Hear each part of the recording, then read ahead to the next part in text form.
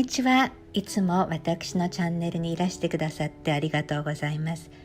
私は世界真実をずっと探求してきております。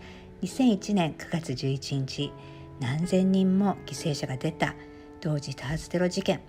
調べれば調べるほど闇の権力者の絶対的支配があり、それに対してどうやって立ち向かえばよいのかということをずっと考えるようになりました。それからケネディ暗殺、ナチと宇宙人、マレーシア航空機失踪事件、各地の乱射事件、森林火災、ケムトライル、東日本大震災、異常気象や地震、日航機墜落、もう本当に世界中の失踪事件など数多くの不思議な事件が起こっていますよね。ほとんどその都度徹底的に英語でなるべく生の証言を見ながらリサーチしてきました。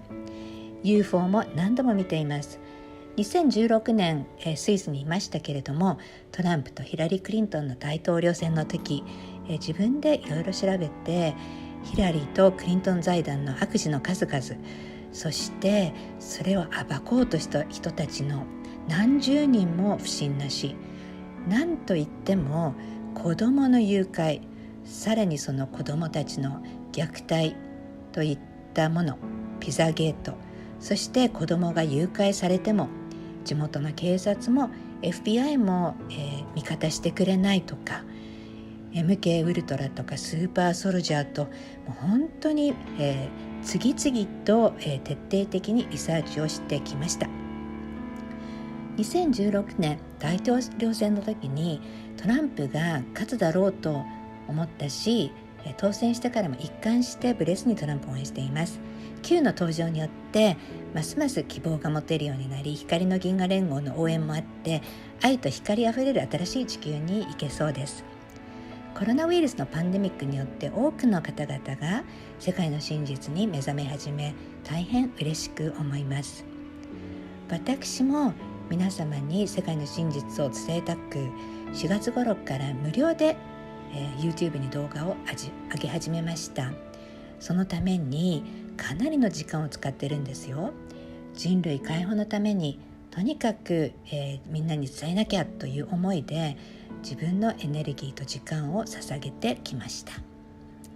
さて、今日のインタビューの、パラディンさんですけど、本物のホワイトハットの方です。私は2007年頃からプロジェクトキャメロっていうチャンネルをね、ずっと見てきたんですけど、そこでそのケリー・キャシディがパラディンさんをインタビューしてました。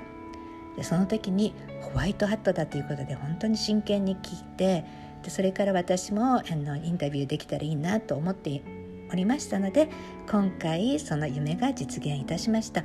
本当に貴重な、生のお声ですので、皆様最後までお聞きください。いつもありがとうございます。そしてできましたらシェア、チャンネル登録の方もお願いいたします。So, hello, this is Miyoko. Thank you for coming to my channel. I am doing video in English for the first time.Today we have a wonderful guest. His name is Paladin. Paladin is from the White Hats.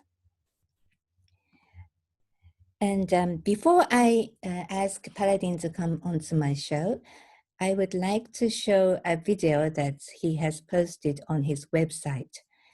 His website is called The White Hats Report.com, and he has his own YouTube channel called White Hats Media Group. But first, please see this video, just parts of it, please.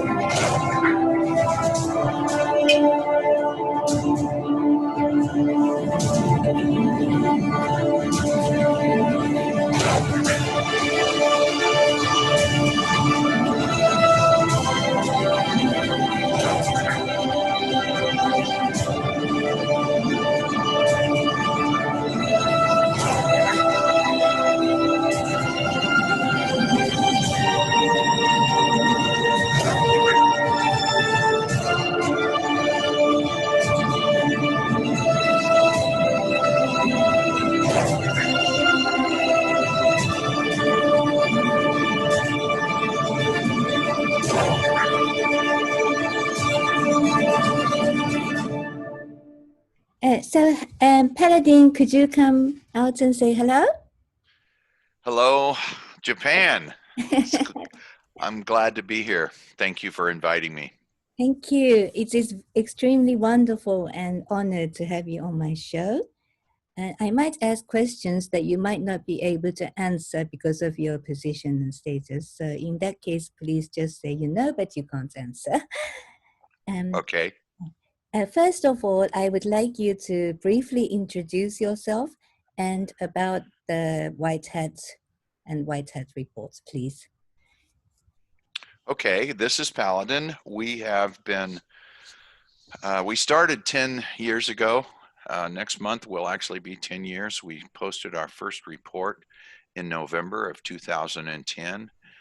Since then, we've posted 67 reports. We have opened a YouTube channel that is White Hats Media Group. We also have a retail store. We also have a Discord. You can get to all of that from our website. On the About Us section on the website, there is a story, and that story is about a meeting in a London safe house several years ago. And that is the genesis of the White Hats group. We are made up of a network of people who want to free the planet from the power and the control of the cabal that we refer to as the cabal. Some people call them the deep state. Other people call them the shadow government. Our members include people in the agencies of government, in the private sector, in businesses, and in the military, both retired and active. The story that I guess everybody wants to hear is how we got started, and that story is simply that we got together and we decided something needed to be done because we saw the direction the planet was headed. And so we all got our tasks and assignments and went back to our respective countries and have been fighting the deep state as best we can. We are happy that President Trump was elected in 2016 because he is one of us. He's a white hat, and he is endeavoring to try to rid the planet of the satanic influence exerted by the bloodline families that have been in control of this planet for centuries. So that's kind of it in a nutshell. We have recently, in the last couple of years, done a YouTube. We have a YouTube channel in the last year, the White Hats Media Group, where we are putting out videos. We have live streams. We have some pre-recorded messages, and we also are doing our White Hat 41 video series. We've released part 1. I think last summer. Part 2 will be coming out probably in the next couple of months. And that is about the White Hats White Hats Report 48 is about the origins, the creation, the origins, and the progression of the shadow government in the United States. That was started back in probably the late 40s, early 50s.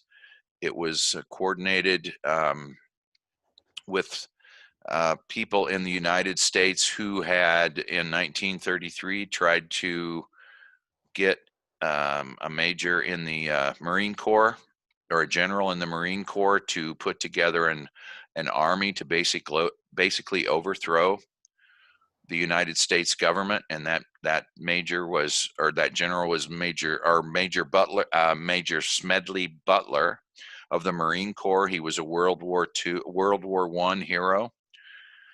And he went before Congress and told the story of how some industrialists and businessmen and bankers in the United States had tried to hire him to overthrow the government. So then we went to World War II, and after World War II, during Operation Paperclip, our CIA had identified German soldiers, German businessmen, German scientists that they wanted to bring over to the United States and utilize their talents in the shadow government, and so they brought them over to the U.S. after World War II, and that's the timeline that the shadow government in the United States started. The 5 principles that were around and that started the shadow government. They call them the Gang of Five or the Group of Five, and that was George Bush Sr., that was William Colby from the CIA, that was Roberto Ferrara, that was Edward Lansdale, and the last one was Richard Armitage. So those 5 were known as the 5-Star Trust. They created bank accounts to launder money for various activities. And that's basically how they came to power. That is the story that we will be releasing in White Hat Report 48. It has connections. The origins of the shadow government have connections to the two kings in Saudi Arabia, Lucky Luciano, a gangster who the United States government enlisted to help during World War II, and they then deported him to Sicily.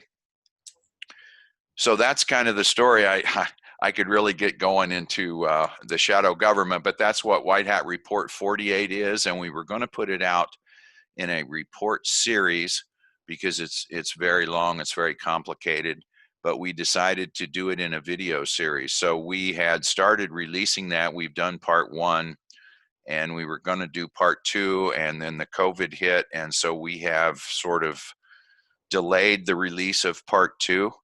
But we will probably have that out by the end of the year. Oh, great.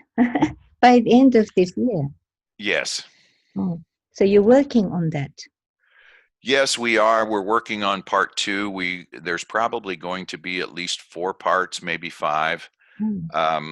And we were working on that, but the COVID hit, and I think right now we are in a battle for the planet. We are actually, I think this is World War III that we're going through right now. So we have set aside the White Hat Report 48 series to concentrate on current events. Okay, thank you very much. So you were the original members, you think? Yes, there were several of us that I actually came up with the idea of putting information out on the internet.